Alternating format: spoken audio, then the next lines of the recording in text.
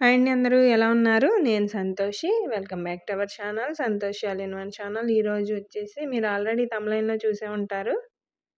అబ్బా అరటికాయ అన్న వాళ్ళకి ఈ విధంగా వండి పెట్టండి, ఇష్టంగా తినేస్తారు. అలాగే చాలా సింపుల్ అండి. ఈ అరటికాయ అల్లం ఉల్లి కారం రెడీ చేసుకోవడం చాలా సింపుల్. ప్రాసెస్ కూడా తక్కువగానే ఉంటుందన్నమాట. త్వరగా కూడా అయిపోతుంది. మీరు కూడా ఒకసారి ట్రై చేసేయండి. ముందుగా 3 అరటికాయలు తీసుకున్నాను నేను. ఈ అరటికాయలతో పాటు ఒక చిన్న ఉల్లిపాయ, ఈ సైజు ఉల్లిపాయ ఒకటి తీసుకున్నాను. అలాగే ఒక 6 పచ్చిమిర్చి తీసుకున్నాను. అలాగే చిన్న అల్లం ముక్క కూడాని. వీటిని కట్ చేసేసుకుందాం.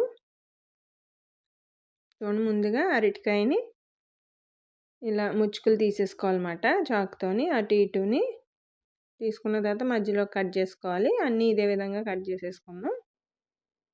వీటిని బాగా శుభ్రంగా కడుక్కుని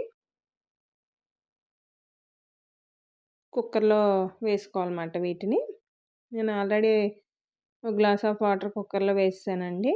అందులో ఈ అరటికాయ ముక్కలు వేసేసుకుని కనీసం 2 విజిల్లన్నా వచ్చేంత వరకు ఉడికించుకోవాలి. కొద్దిగా పసుపు వేసి ఇందులో మూత పెట్టేసుకుందాం. 2 విజిల్స్ వస్తే సరిపోతుంది. నెక్స్ట్ వచ్చేసి ఒక ఉల్లిపాయ తీసుకున్నాం కదండి, దాన్ని ముక్కల కింద కట్ చేసేసుకుందాం.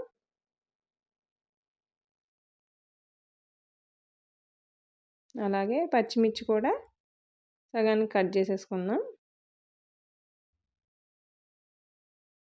అలాగే అల్లం ముక్క కూడా ఇదే విధంగా చిన్న చిన్న ముక్కల కింద కట్ చేసేసుకోవాలి. శుభ్రంగా వాష్ చేసేసుకున్న తర్వాత కట్ చేసుకోవాలి వీటన్నింటినీ.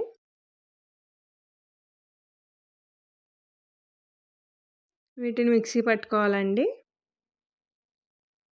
చిన్న మిక్సీ జార్ తీసుకుని మిక్సీ పట్టేసుకుందాం. ఇవన్నీ వేసేసుకుని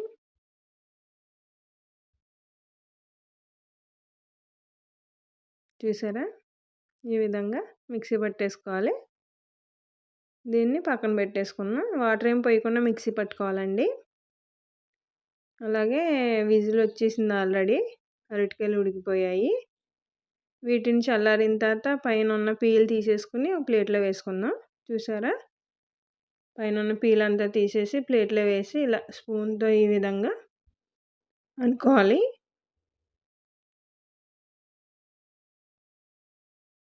ఇలా స్మాష్ చేసుకున్న తర్వాత వీటిని పక్కన పెట్టేసి ప్రాసెస్లోకి వెళ్ళిపోదాం. చూసారా, ఈ విధంగా అనుకున్న తర్వాత పక్కన పెట్టేసుకుందాం. నెక్స్ట్ వచ్చేసి స్టవ్ ఆన్ చేసి బాండీ పెట్టుకుని 2 టేబుల్ స్పూన్ల ఆయిల్ వేసాను. అందులో ఒక 7-8 వెల్లుల్లి రేఖలు దంచుకుని వేసుకున్నాను. ఇవి కాస్త వేగాలి. వేగిన తర్వాత కొద్దిగా జీలకర్ర, కొంచెం ఆవాలు, అలాగే 1 టేబుల్ స్పూన్ శనగపప్పు, 1 టీ స్పూన్ మినపప్పు వేసుకుని బాగా వేగనిద్దాం. కాస్త వేగిన తర్వాత ఒక ఎండుమిర్చి కూడా వేసుకోవాలి. అలాగే కొంచెం కరివేపాకు కూడా వేసుకుని వీటన్నింటిని బాగా ఫ్రై చేసుకుందాం. చూసారా, బాగా ఫ్రై అయిపోయింది కదా. అయిన తర్వాత మనం ముందుగా మిక్సీ పట్టుకున్నాం కదా పచ్చిమిర్చి, ఉల్లిపాయ, అల్లంని దాన్ని వేసేసుకుని వేయించుకోవాలన్నమాట. పచ్చివాసన పోయేంత వరకు కూడా బాగా వేగాలి. దీన్ని కాసేపు మూత పెట్టేసుకుందాం, మగ్గుతుంది. చూడండి, 2 మినిట్స్ మూత పెట్టేసుకుందాం. చూడండి, ఒకసారి కలిపేసుకుందాం.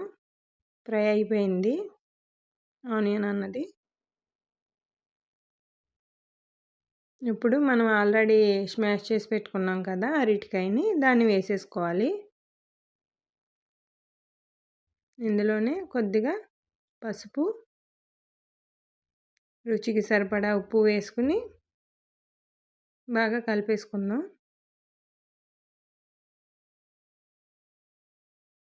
ఈ అరటికాయకి పట్టే విధంగా మొత్తం అంతా కలిపేసుకోవాలన్నమాట.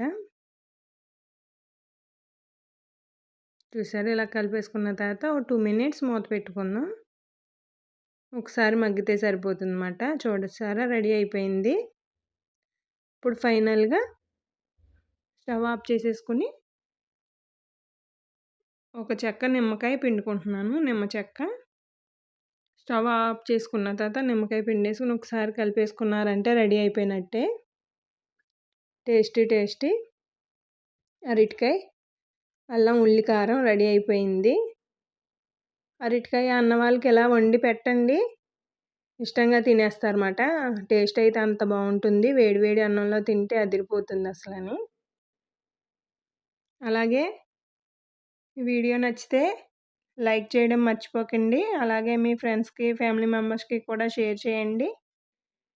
ఇలాంటి మంచి మంచి రెసిపీస్ మన ఛానల్లో చాలా ఉన్నాయండి. ఇంకా చాలా రాబోతున్నాయి కాబట్టి సబ్స్క్రైబ్ చేసుకోవడం మర్చిపోకండి.